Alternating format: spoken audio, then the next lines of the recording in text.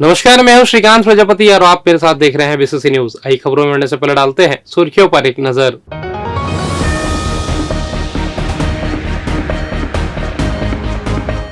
दैनिक वेतनभोगी कर्मचारियों की हुई जीत, सुप्रीम कोर्ट से जीजीयू को बड़ा झटका। सीमांकन के लिए आरआई ने मांगे 1 लाख रुपए, एसीबी ने किया गिरफ्तार। बिना पार्किंग होटल संचालित, नियमों की अनदेखी। 0 से 5 साल का टीकाकरण आसान, गर्भवती महिलाओं का भी रखा जाएगा डाटा। तो ये थी सुर्खी, अब खबरें विस्तार से। गुरु घासीदास सेंट्रल यूनिवर्सिटी में पूर्व से कार्यरत दैनिक वेतनभोगी कर्मचारियों को सुप्रीम कोर्ट से भी जीत मिल गई है। हाईकोर्ट के फैसले के खिलाफ दायर यूनिवर्सिटी की एसएलपी को सुप्रीम कोर्ट ने खारिज कर दिया है। साथ ही कहा है कि हाईकोर्ट के आदेश पर हस्तक्षेप करने का कोई ठोस आधार नहीं है। इस आदेश के बाद यूनिवर्सिटी प्रबंधन को सभी 98 दैनिक वेतनभोगी कर्मचारियों को नियमित कर्मचारियों की तरह देयकों का लाभ देना होगा। दरअसल गुरु घासीदास यूनिवर्सिटी में विजय कुमार गुप्ता सहित 98 अन्य दैनिक वेतनभोगी कर्मचारियों के पद पर कार्यरत थे। सभी राज्य विश्वविद्यालय की स्थापना के बाद से 10 साल या उससे अधिक समय से पदस्थ है। उससे समय 22 अगस्त 2008 को राज्य शासन के सामान्य प्रशासन विभाग ने दैनिक वेतनभोगी कर्मचारियों को नियमित रखने का आदेश जारी किया था। एसआई, प्लाटून कमांडर, सूबेदार भर्ती परीक्षा को लेकर लगाई गई याचिकाओं पर सुनवाई पूरी होने के बाद हाईकोर्ट 20 मई को फैसला देने वाला है। याचिकाओं में कई तरह की अनियमितताओं के आरोप लगाए गए हैं। सुनवाई पूरी होने के बाद जस्टिस नरेंद्र कुमार व्यास की बेंच ने फैसला सुरक्षित रखा था। दरअसल पुलिस विभाग में सूबेदार, सब इंस्पेक्टर, प्लाटून कमांडर समेत अन्य 975 पदों पर भर्ती के लिए सितंबर 2021 में विज्ञापन जारी किया गया था। इसमें से प्लाटून कमांडर के 247 पदों पर भर्ती होनी थी। विज्ञापन में विशेष रूप से उल्लेख किया गया था कि महिला उम्मीदवार प्लाटून कमांडर के लिए पात्र नहीं होंगी। 16 मई से 2023 को मुख्य परीक्षा के लिए पात्र अभ्यर्थियों की सूची जारी की गई। इसमें सूची में नाम शामिल नहीं होने हाईकोर्ट में कई याचिकाएं लगाई गई। इसमें कहा गया कि 975 पदों में से 247 पद प्लाटून कमांडर के थे। इस वजह से मुख्य परीक्षा में शामिल होने वाले अभ्यर्थियों की सूची 728 गुना 20 यानी 14,560 होनी चाहिए। इसी तरह प्लाटून कमांडर के लिए 247 गुना 20 यानी 4,940 अभ्यर्थी शामिल होने चाहिए, लेकिन वर्तमान भर्ती प्रक्रिया में 975 गुना 20 के अनुसार अभ्यर्थियों के नाम मुख्य परीक्षा के लिए पात्र सूची में शामिल है। यह मनमाना व अवैध है।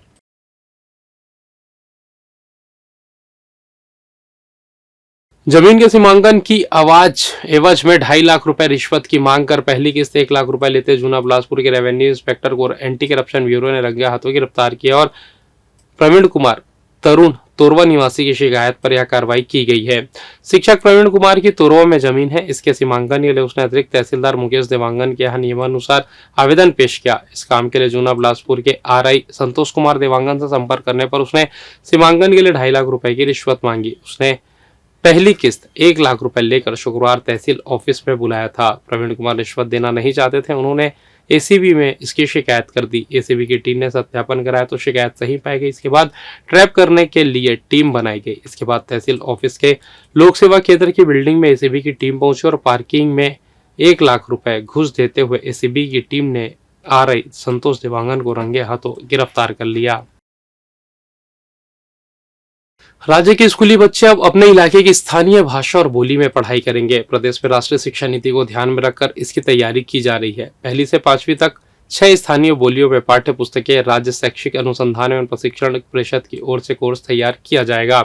बताया जा रहा है कि पहले चरण में छत्तीसगढ़ी, सरगुजिया, हल्बी, सादरी, गोंडी और कुडुख में कोर्स तैयार होंगे। इसके लिए प्रदेश भर के साहित्यकारों, लोक कलाकारों, लोक गीतकार, लोक संगीतकारों, लोक नर्तकों, कहानी, गीत, नाटकों के प्रस्तुतकर्ता और संकलनकर्ताओं की मदद ली जाएगी। इसके अलावा वरिष्ठ नागरिक और शिक्षकों से भी सहयोग लिया जाएगा। डाइट ने राष्ट्रीय शिक्षा नीति 2020 का संदर्भ देते हुए कहा कि 1 से 5वीं कक्षा तक विद्यार्थियों के लिए उनकी घर की भाषा, मातृभाषा, स्थानीय भाषा, क्षेत्रीय भाषा का माध्यम होना चाहिए। हालांकि अब ये स्पष्ट नहीं हो पाया कि यह कोर्स इसी सत्र से लागू होगी या बाद में। वहीं प्राथमिक तक ही सभी विषयों की पढ़ाई छत्तीसगढ़ी में होगी या केवल एक विषय पढ़ाया जाएगा, यह भी क्लियर नहीं हुआ है।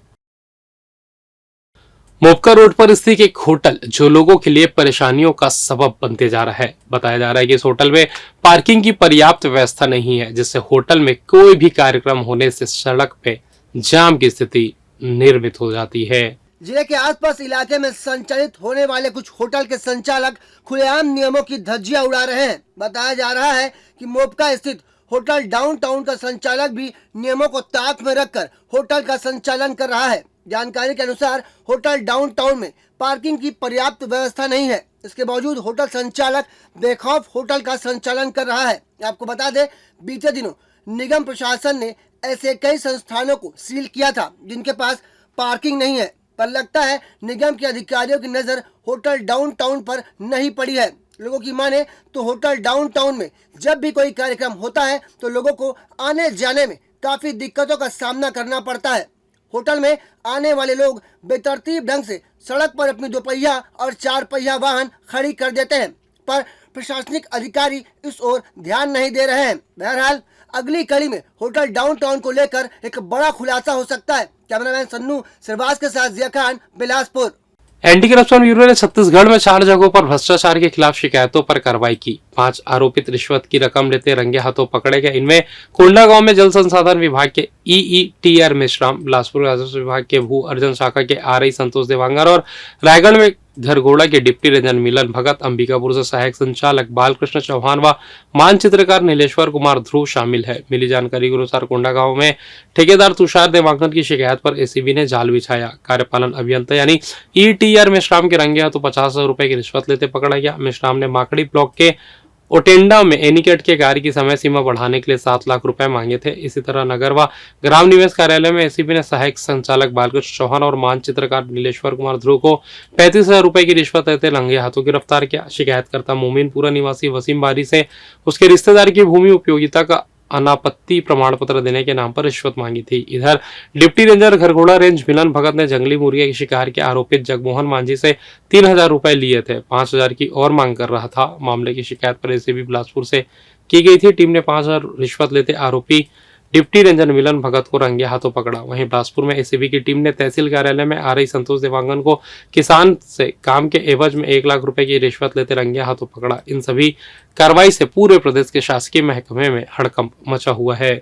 और फिलहाल वक्त तो चला छोटे से ब्रेक का, मिलते हैं ब्रेक के बाद, कहीं जाइएगा नहीं। पिछले 17 वर्षों से रियल एस्टेट के क्षेत्र में दे रहे हैं अपनी सेवाएं और लगातार शहर की जनता को एक नई लिविंग लाइफस्टाइल। अपने कार्यों एवं सेवाओं के माध्यम से लाखों लोगों की उम्मीदों को दिया है आकार। इसलिए जिले में ही नहीं पूरे प्रदेश में इनकी पहचान है बरकरार। आपके सपनों के घर को हकीकत में बदल कर है दिखाना, इसलिए आपके लिए लेकर आए हैं भाटी आशिया।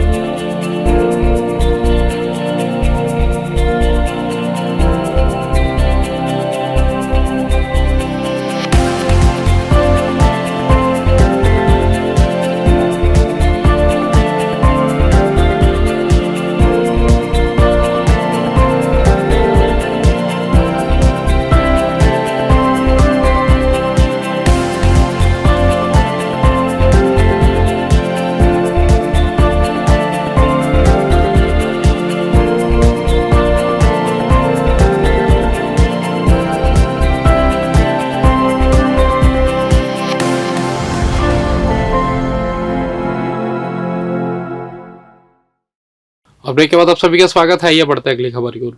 0 से 5 साल तक के बच्चों के साथ ही गर्भवती महिलाओं का टीकाकरण अब बेहद आसान हो गया है। जिस तरह से कोरोना काल के दौरान कोविन पोर्टल के माध्यम से टीकाकरण किया जा रहा था और उसकी जानकारी रखी जाती रही, उसी तरह अब बच्चों के साथ गर्भवती महिलाओं के टीकाकरण की जानकारी रखी जाएगी, जिससे महज एक क्लिक में कितने टीके लगे और कौन से टीका नहीं लगा है इसकी जानकारी मिल जाएगी।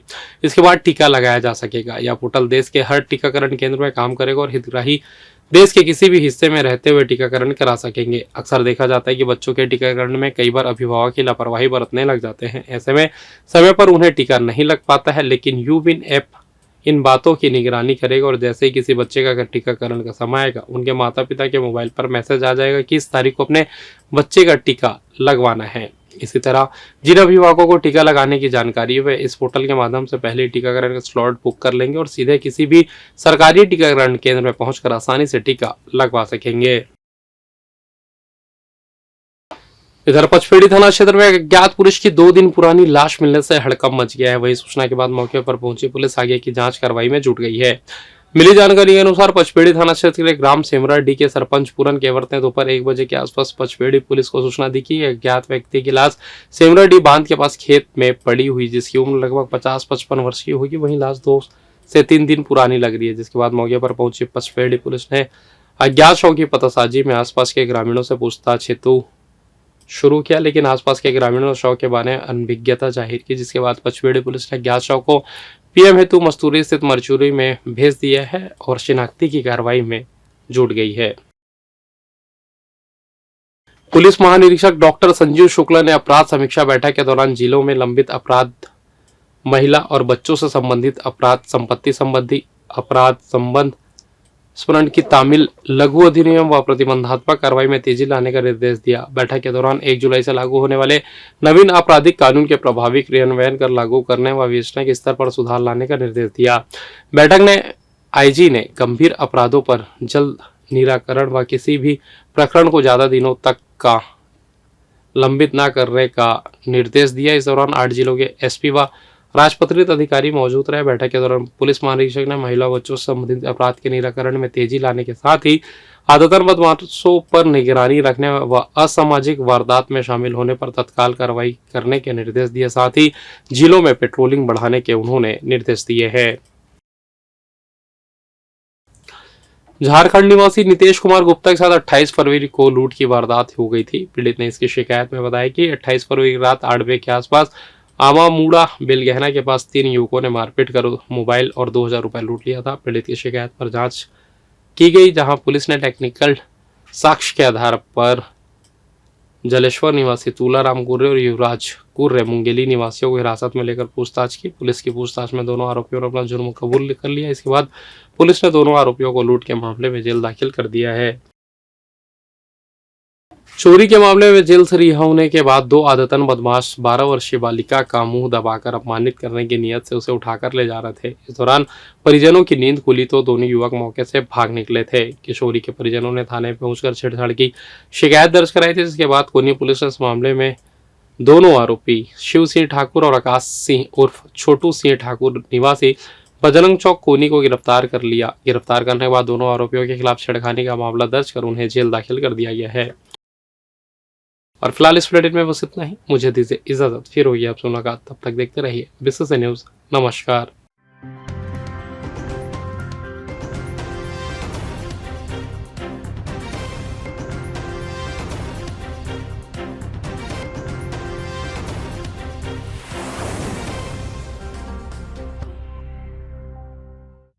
Brilliant Coaching Institute, taught by brilliant minds. We change your lifestyle. Admission open. Regular classes for 4th to 12th. Foundation courses for CA, CPT, CS, ICWA, CLAT, HM, MBA, BBA, MCA, CAT, MAT. Special coaching for spoken English, engineering and medical undergraduate course.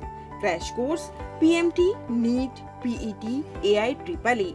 Hostel facility available for boys and girls. New batch crash course plus foundation course and regular course started from 1st January 2024.